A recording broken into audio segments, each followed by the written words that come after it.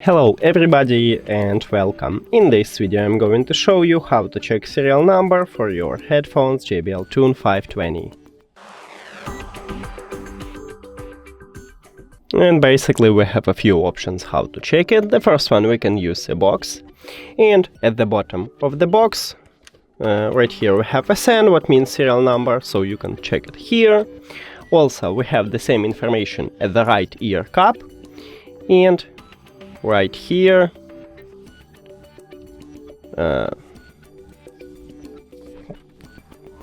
so right here we have also serial number, you can check it here. And the last option is to use an application.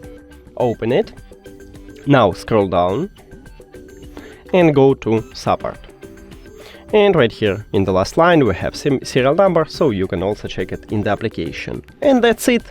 Thank you for watching this video. If you found it helpful, please consider subscribing to the channel and leave the like on the video. See you later!